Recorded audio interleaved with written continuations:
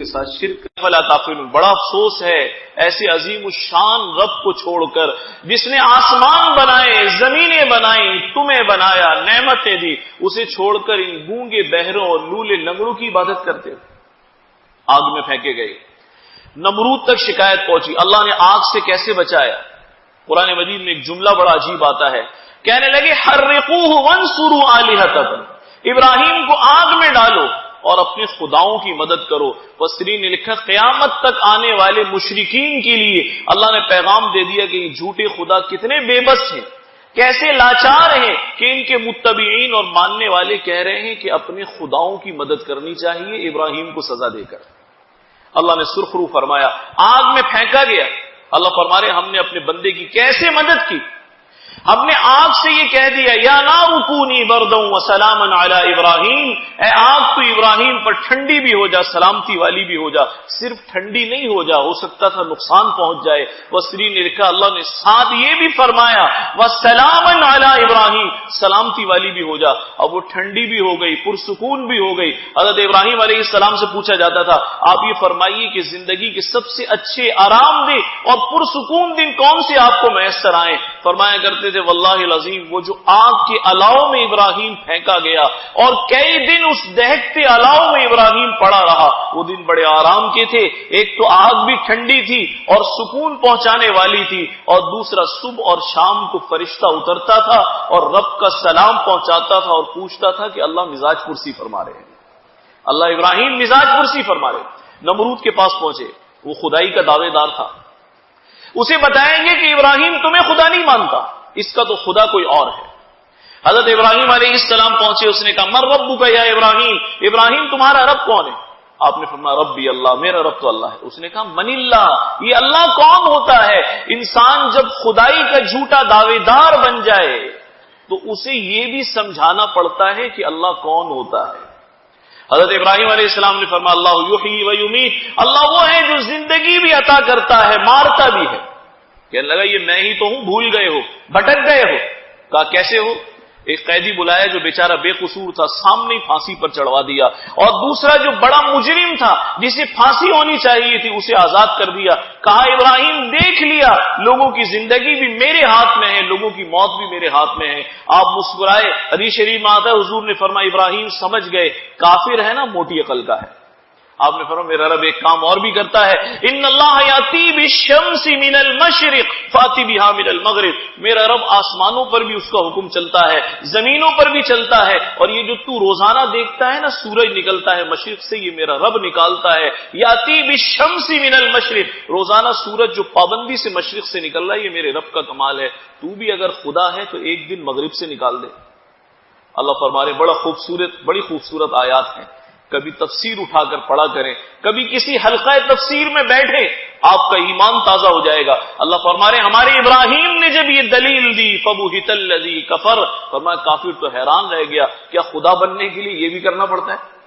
خیر وہاں سے نکلے، جلا وطن کیے گئے، قربانیاں، آزمائشیں، امتحانات۔ عراق میں رہتے تھے، نمرود نے کہا یہاں سے جانا پڑے گا، اللہ نے اس نمرود کو بھی ذلیل کیا، چھوٹا سا مچھر یہاں سے دماغ میں چڑھ گیا، اتنا چھوٹا سا مچھر کہ پتہ نہیں چلا کب گیا۔ اب وہ جب تکلیف ہوتی تھی تو ٹکرے مارتا تھا دیواروں میں، پھر اپنے جو آیان مملکت ہیں وزر آئے عمر، ان سے کہتا تھا اب تم میرے سر پہ مکے اور جوتے مارو۔ جو خدائی کا دعویٰ کرے اللہ اسے لوگوں کے سامنے ذلیل فرما دیا کرتے ہیں، چاہے وہ نمرود ہو یا فرعون ہو یا اس کے علاوہ کوئی اور ہو۔ اور ایک اس نے اپنے زمانے میں قانون بنایا ہوا تھا جو بھی دربار میں داخل ہوگا پہلے سجدہ کرے گا۔ اس نے اب اگلا قانون یہ بنایا، جب سر میں تکلیف ہوتی تھی چلاتا تھا، ٹکرے مارتا تھا، اور وزیر بھی جوتے مار مار کے تھک جاتے تھے، قانون یہ بنایا کہ اب جو بھی نمرود کے دربار میں داخل ہوگا بادشاہ تب بات سنیں گے جب پہلے 10 جوتے سر پر مارے۔ یہ خدا کی خدائی ہے۔ آپ نے فرمایا انی مہاجر الی ربی سیہدین، میں یہاں سے جا رہا ہوں۔ شام چلے گئے، عراق چھوڑ دیا، اور اس کے بعد حکم ہوا کہ آپ مکہ مکرمہ کو آباد کریں۔ اسی عرصے میں دعا مانگا کرتے تھے ربی حب لی من الصالحین، یا اللہ مجھے نیک اولاد عطا فرما دے، بیٹا عطا فرما دے۔ اللہ نے حضرت اسماعیل کی صورت میں بیٹا عطا فرما دیا. دیکھیے نبی نے جو دعا مانگی ہے وہ دعا بڑی عجیب ہے. ربی حبلی من الصالحین، یہ نہیں فرمایا کہ یا اللہ مجھے بیٹا دے دے، فرمایا مجھے نیک اولاد عطا فرما دے. جن کی اولاد نہ ہو یہ طالب ہو، اولاد کی خواہش مند ہو، کبھی یوں دعا نہ مانگا کریں کہ یا اللہ ہمیں اولاد دے دے، یہ دعا مانگے نیک اولاد دے.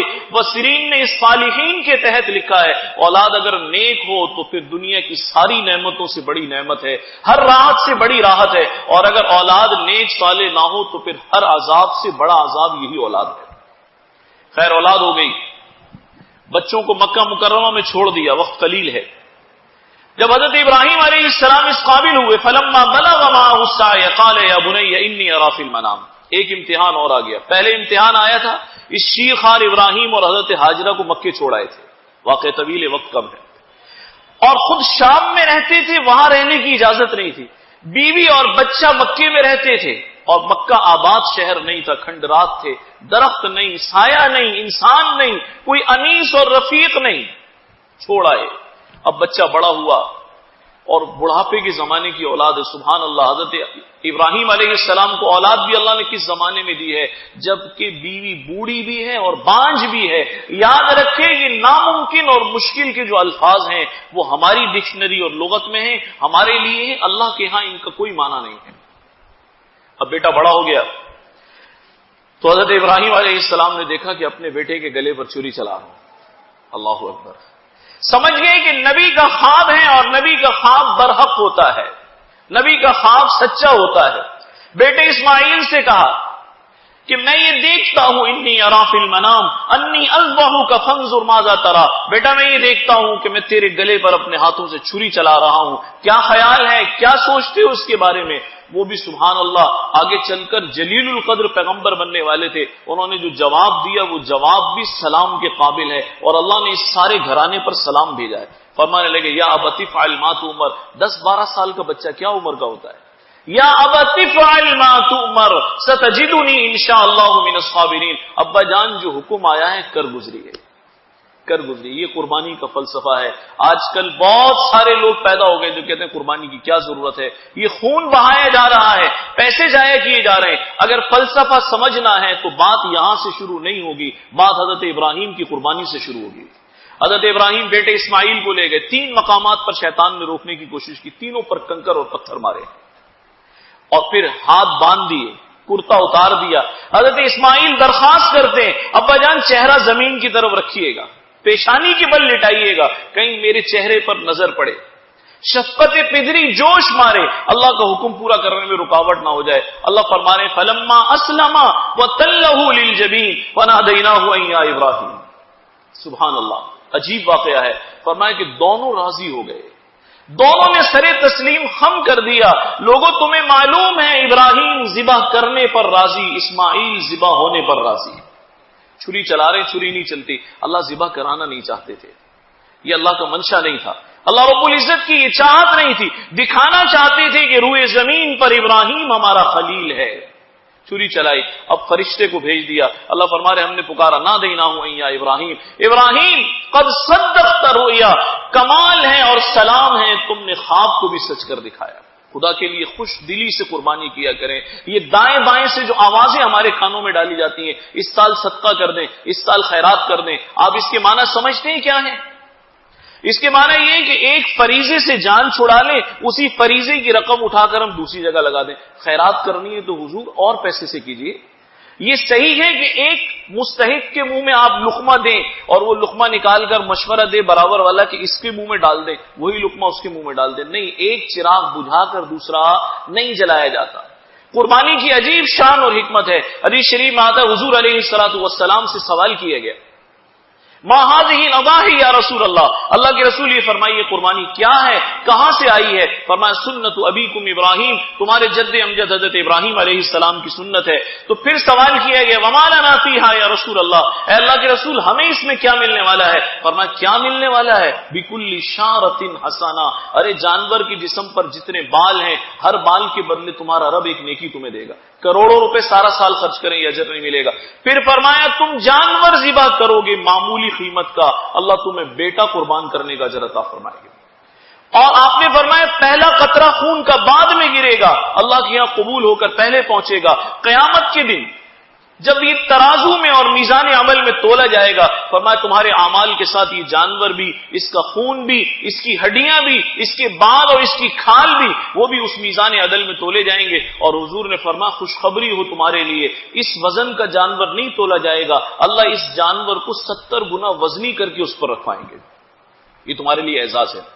اور فرمایا یہ تمہارے درمیان اور جہنم کی آگ کے درمیان آڑ بن جائے گا۔ اس لیے آپ نے فرمایا خوش دلی سے قربانی کرنا، اور یہ بھی امت کو خبر دی جو قربانی کی طاقت رکھتا ہو، استطاعت رکھتا ہو، اس کے باوجود قربانی نہ کرے۔ حضور علیہ الصلوۃ والسلام نے فرمایا اللہ رب العزت اس سے اتنے ناراض ہے، فرمایا فلا یقربن مصلانا۔ اور میں آپ کو قربانی کا ایک راز تھوڑے سے وقت میں عرض کرتا ہوں۔ حضور کے زمانے کے حالات اگر آپ دیکھیں، آپ کے گھر میں 2 مہینے چولہا نہیں جلتا تھا۔ ہمارے نبی کے گھر میں 3 چاند ہو جاتے تھے، چولہا نہیں جلتا تھا۔ لیکن سبحان اللہ، شان کیا ہے، مسجد نبوی میں چراغ جلانے کی طاقت نہیں تھی، چھت کھجور کی چھال کی اور پتوں اور ٹہنیوں کی چھت تھی، اور اتنی اونچی تھی، صحابی کہتے ہیں اگر کوئی ہاتھ اٹھاتا تھا تو اتنی نیچی چھت تھی کہ ہاتھ چھت میں جا لگتا تھا، گھٹن اور گرمی کا موسم ہوتا تھا۔ اس زمانے کے اندر استطاعت نہیں تھی لوگوں کے اندر، گھروں میں فاقے عام بات تھی۔ حضور علیہ الصلوۃ والسلام کے گھر میں یہ حالت تھی۔ ام المومنین فرماتی ہے رات کے وقت عموماً ہمیں چیزیں ٹٹول کر پتہ چلانی پڑتی تھی، گھر میں چراغ نہیں ہوتا تھا، لیکن جب قربانی کا وقت آتا تھا تو پتہ چلتا ہے اللہ کے نبی 100 اونٹ قربان فرما رہے ہیں۔ کوئی راز ہے، آخری سال 100 اونٹ اللہ کے نبی نے قربان کیے ہیں، اور خدا کی قسم یہ افلاک، یہ زمین، یہ آسمان، یہ سمندر، یہ بحر و بر، ہمارا ایمان ہے لولا لما خلقت الدنیا، اگر حضور نہ ہوتے تو اللہ یہ سب کچھ نہ بناتا۔ کیا آپ کا فاقہ مجبوری تھی؟ آپ کی مجبوری نہیں تھی، بلکہ آپ کو اللہ نے اختیار دیا تھا، اے حبیب اگر آپ چاہیں تو ہم آپ کے لیے مکے کی وادی کے پتھر اور کنکر بھی سونے کے بنا دیں۔ آپ نے فرمایا نہیں یا اللہ میں چاہتا ہوں اللہم احینی مسکینا وامیتنی مسکینا واحشرنی فی زمرۃ المساکین، مسکین بن کر دنیا میں رہوں، ایک دن کھانے کو ملے تیرا شکر ادا کروں، ایک دن کھانے کو نہ ملے میں صبر کروں۔ اختیار تھا آپ کا، تو قربانی اتنی بڑی کیوں فرماتے تھے؟ فرمایا اس لیے فرمایا کرتے تھے آپ جانتے تھے کہ اس کا کوئی بدل نہیں ہے، ایسا اجر آپ حاصل نہیں کر سکتے۔ میں نے اپنے شہر کے اکابرین سے، اپنے اساتذہ سے، اپنے بزرگوں سے ہر سال یہ بات سنی ہے، فرمایا کرتے تھے قربانی کے چند ہزار خوش دلی سے خرچ کر لو، خدا کی قسم اس اجر کو ڈھونڈنے کے لیے سارا سال بھی پھرتے رہو گے اور کروڑوں روپے بھی خرچ کرو گے تو یہ اجر تمہیں ملنے والا نہیں۔ اس لیے حضور نے کیا نصیحت فرمائی؟ خوش دلی سے قربانی کرنا۔ اس لیے بھائی جو صاحب استطاعت ہے خوش دلی کے ساتھ قربانی فرمائے۔ آج میں آخر میں یہ جو 5 منٹ آخر کی باقی رہیں گے آپ سے ایک بات کہنا چاہتا ہوں، قربانی سے ہٹ کر، اس موضوع سے ہٹ کر ایک بات کہنا چاہتا ہوں۔ یہ ہمارے عید اور بقرعید کے جو اجتماعات ہیں یہ بخشش اور مغفرت کے اجتماعات ہوتے ہیں، ان کی بڑی فضیلت ہے، اور ان اجتماعات کے ذریعے سے جو پیغامات ہیں وہ اہل اسلام تک پہنچتے ہیں۔ ابھی آپ نے دیکھا پشاور ہائی کورٹ میں ایک واقعہ پیش آیا ہے، ایک شاتم رسول، ایک مدعی نبوت شخص ہمارے ہاں تماشا بن گیا۔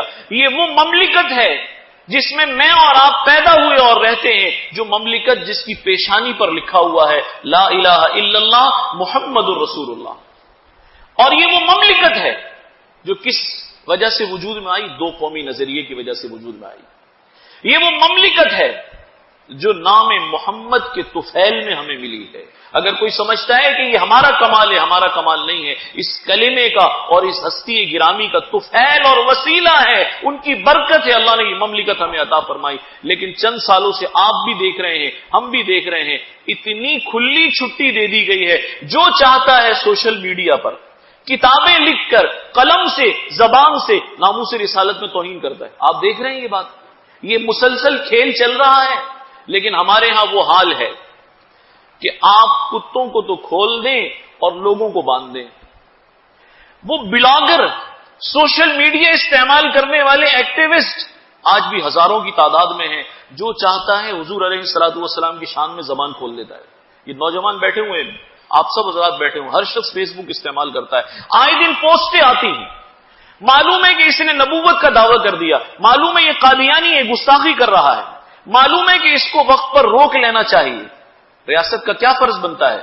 ایسے لوگوں کو روک لیں، لیکن عامت المسلمین یہ دیکھ رہے ہیں کہ ہماری ریاست روکتی نہیں ہے، کیسز کو طول دیا جاتا ہے۔ راتوں رات پھر آسیہ کی طرح انہیں نکال دیا جاتا ہے. یہ ہمارا المیہ نہیں ہے، تمام اسلامی ممالک کا تقریباً یہ المیہ ہے. بنگلہ دیش میں تسلیمہ نسرین پیدا ہوئی، انہوں نے بھی کیس لمبا کیا، راتوں رات روانہ کر دیا. ہمارے یہاں آسیہ کو روانہ کر دیا گیا. ہمارے یہاں لوگ جانتے ہیں کہ ہمیں نبی کی ناموس پر کبھی بھی اطمینان بخش فیصلہ سننے کو نہیں ملتا. اور میری ایک بات یاد رکھیں، غازی علم الدین شہید ہو یا ممتاز قادری ہو یا یہ بیچارہ غازی خالد ہو، ان میں سے ایک بھی ملا یا مولوی یا عالم نہیں ہے. خدا کی قسم اگر کوئی عالم یہ سمجھے کہ میرے دل میں عشق مصطفیٰ زیادہ ہے تو میں اس بات کو قبول نہیں کرتا. عشق مصطفیٰ کی خمیر میں ہر مسلمان کا ایمان اس میں گوندا گیا ہے. پتہ نہیں جو بیرش بھائی بیٹھے ان کا مجھ سے زیادہ عشق ہوگا، اس لیے کہ نام محمد کی الفت وہ ہر مسلمان کے سینے میں گڑی ہوئی ہے. اور ہم کئی سالوں سے کہہ رہے ہیں، جب سلمان تاثیر کا واقعہ پیش آیا ممتاز قادری نے مار دیا. جب اس سے پوچھا تم نے کیوں مارا، کہا دن رات اس قانون پہ بولتا تھا اور میں اس کا گارڈ تھا، دن رات سنتا تھا. کیا بات ہے، قانون ان زبانوں کو کیوں نہیں روکتا، ان بلاگرز کو کیوں نہیں روکتا، ان ایکٹیوسٹ کو کیوں نہیں روکتا ہمارا قانون؟ کیوں انہیں پناہ دی جاتی ہے، کیوں انہیں سنبھال کر رکھا جاتا ہے؟ اور اگر کوئی کھڑا ہو جائے تو آج ہزاروں لوگ، لاکھوں لوگ فیس بک پر کہہ رہے ہیں قانون ہاتھ میں نہیں لینا چاہیے، اظہار رائے کی آزادی سب کو حاصل ہے. ارے تیری کوئی توہین کر دے تو عدالت میں جاتا ہے اور عدالت تجھے انصاف دیتی ہے. حضور اکرم صلی اللہ علیہ وسلم کی ناموس کا کوئی مقام نہیں ہے. آج وہ لوگ جو یہ بات کرتے ہیں قانون قانون قانون کی، اچھی طرح سے سمجھ لیں اس قانون نے کون سے شاتم رسول کو سزا دی ہے، مجھے آپ بتا دیجئے، دی ہے کبھی آج تک؟ اور جب کوئی بیچارہ کھڑا ہو جاتا ہے، میں آپ سے عرض کر رہا ہوں حکمران آگ سے کھیل رہے ہیں، یہ حکمران آگ سے کھیل رہے ہیں. آپ کسی ملا سے ڈر جائیں گے، وہ تو مسجد میں بیٹھا ہے بیچارہ.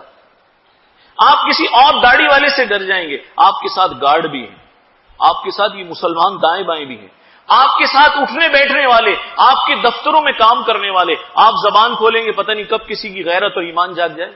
یہ آگ سے آپ کھیل رہے ہیں. سلمان تاثیر کا واقعہ ہوا، سارے ملک نے دہائیاں دی کہ خدا کے لیے قانون کی بات بعد میں کیا کریں، انصاف پہلے دیں، نام محمد کی لاج رکھیں. یہ وہ نام ہے جس نام پر ہم جیتے ہیں. خدا کی قسم یہ وہ نام ہے جس نام پر ہم ہر مسلمان اس نام پر مرنا چاہتا ہے. اور یہ وہ نام محمد ہے، اگر مسلمان اس پر جان دے دے تو وہ سمجھتا ہے دنیا بھی سنور گئی، آخرت بھی سنور گئی. یہ وہ محمد عربی ہے، میرے ماں باپ ان پر قربان ہوں. ایک صحابی جب حدیث نقل کرتے تھے تو ایک ہی بات فرماتے تھے، فدا بھی ابی و امی، اس ذات کی بات کرتا ہوں جس پر میری ماں بھی قربان، میرا باپ بھی جس پر قربان. آپ کیا سمجھتے ہیں آپ اس آگ کو بھڑکاتے رہیں گے، لوگ اس کو سنتے رہیں گے؟ آج بے شمار لوگ فیس بک پر کہہ رہے ہیں قانون ہاتھ میں نہیں لینا چاہیے. وہ قانون کہاں جاتا ہے؟ وہ جب زبان بولتی ہے تو قانون اسے کیوں نہیں پکڑتا؟ 4-4 6-6 سال وہ مقدمات چلتے رہتے ہیں، اور اس دوران بھی وہ جو گستاخ ہے جسے مارا گیا پشاور میں، اس دوران بھی مسلسل اس کی ویڈیوز اپلوڈ ہو رہی ہیں جب تک اسے مار نہیں دیا گیا. سوال یہ ہے کہ قانون تبھی بیدار ہوتا ہے جب کسی کی غیرت بیدار ہوتی ہے. یاد رکھنا یہ سلسلہ رکنے والا نہیں ہے. حضور کے زمانے سے جو شاتمین ہیں، گستاخیاں کرنے والے ہیں، یہ امت کی تاریخ بتاتی ہے. یہ نماز چھوڑ سکتا ہے، روزہ چھوڑ سکتا ہے، لیکن شافع محشر کا مسلمان دامن نہیں چھوڑ سکتا. اس لیے میں نے عرض کیا کوئی طے شدہ بات نہیں ہے کہ کسی مولوی کے دل میں زیادہ ایمان ہو، زیادہ عشق مصطفیٰ ہو. ارے آج تک جتنے غازی پیدا ہوئے ہیں وہ سارے کے سارے پیدا ہی وہ ہوئے ہیں جن میں سے ایک بھی مولوی نہیں تھا. جب غازی علم الدین شہید نے اس آواز کو بند کیا تو آپ کو معلوم ہے عطا اللہ شاہ بخاری رحمۃ اللہ علیہ کیا فرمایا کرتے تھے؟ یہ وہ مشہور واقعہ ہے، قائد اعظم محمد علی جناح اور علامہ اقبال نے مقدمہ لڑا اس کا. آج حکمران باتیں کرتے ہیں علامہ اقبال کے ویژن کی، قائد اعظم کے ویژن کی. تو غازی صاحب نے جب وہ اسے ٹھنڈا کیا تو اس موقع پر معلوم ہے عطا اللہ شاہ بخاری رحمۃ اللہ علیہ فرمایا کرتے تھے اسی مولوی تے گلاں کرتے رہ گئے، ترخانہ کا منڈا بازی لے گئے. یہ کام کر کے ہم باتیں کرتے رہے منبر پر بیٹھ کر. اور آپ حیران ہوں گے سارے ہندوستان کے مسلم بیرسٹرز نے ایڑی چوٹی کا زور لگا لیا، کہا آخری پیشی ہے، اس میں بیان دینا غازی تم، اس میں یہ کہہ دینا کہ میں نے کسی انسان کو نہیں مارا، میں نے تو جانور کو مارا تھا. آپ کو معلوم ہے اس غازی علم الدین نے کیا جواب دیا تھا؟ وہ کتابوں میں لکھا ہوا جواب. اس نے کہا میں یہ بات نہیں کہوں گا، رات مجھے خواب میں حضور اکرم صلی اللہ علیہ وسلم کی زیارت ہوئی اور آپ نے فرمایا کہ تم ان کی باتوں میں مت آنا، میں تم سے ملنے کا مشتاق ہوں. اور فرمانے لگے کہ رات میری بیرک میں، رات کے آخری حصے میں حضرت علی رضی اللہ تعالیٰ عنہ تشریف لائے تھے، اور انہوں نے آ کر مجھے حضور کا پیغام پہنچایا کہ غازی تم اس بات کی فکر نہ کرنا، تم سے جو کام لیا جانا تھا وہ لیا جا چکا ہے، خدا کے لیے آگ سے کھیلنا بند کر دیں۔ آپ زمانے نہیں روکتے، آپ قلم نہیں روکتے، جب واقعہ پیش آ جاتا ہے اب زبانیں نہیں روکی جا رہی، سارا سوشل میڈیا فیس بک بھرا ہوا ہے اس بات سے، ہر شخص ایک ہی بات کر رہا ہے کہ اس نے غلط کام کیا، خلاف قانون کام کیا، تو آپ کون سا قانون پہ عمل کرتے ہیں؟ آج تک کسی شاتم رسول کو سزا ہوئی ہے؟ اس لیے آپ یاد رکھیں، یہ آگ کا کھیل، خون کا کھیل بند کر دیں۔ ضروری نہیں ہے کہ کسی گستاخ کو ٹھکانے لگانے کے لیے کوئی مولوی پیدا ہوگا، نہیں بھائی، یہ جو کروڑوں عاشقان رسول ہے ان سب کے دل میں ایک شمع جلی ہوئی ہے، اور وہ شمع کس کے نام کی ہے؟ محمد الرسول اللہ کی محبت کی شمع ہے۔ پتہ نہیں کب کس کا ایمان جوش مار جائے۔ اس کو میں نے ابھی تعبیر کیا کہ آپ لوگ کس سے کھیل رہے ہیں؟ آگ سے کھیل رہے ہیں، اور لوگوں کو یہ میسج جا چکا ہے کہ آپ نے شاتم رسول کے ساتھ کبھی بھی اس مقدمے میں انصاف نہ کیا ہے، نہ آپ کریں گے۔ جب یہ میسج عوام میں چلا جائے تو عوام کیا کرے گی؟ عوام پھر آپ کے فیصلے کا انتظار نہیں کرے گی، وہ خود فیصلہ کرنا شروع کر دیں گے۔ اگر آپ قانون کی عملداری اور پاسداری چاہتے ہیں تو خدا کے لیے اس آگ اور خون کے کھیل کو بند کر دیں، انصاف قائم کریں، لوگوں کو مثال دکھائیں کہ ہاں اگر کوئی حضور علیہ الصلوۃ والسلام کی شان میں، ناموس میں گستاخی کرتا ہے، جیسے ایک سیاست دان کی عزت ہے، تاجر کی عزت ہے، عالم کی عزت ہے، ان سب کی عزتوں کو ملا لیں تو سرکار دو عالم صلی اللہ علیہ وسلم خاتم النبیین کی جوتی اور نالین کے برابر بھی ہم سب کی عزت نہیں ہو سکتی۔ اب میں نماز عید کا طریقہ عرض کرتا ہوں۔ نماز عید 2 رکعت 5-6 زائد واجب تکبیروں کی۔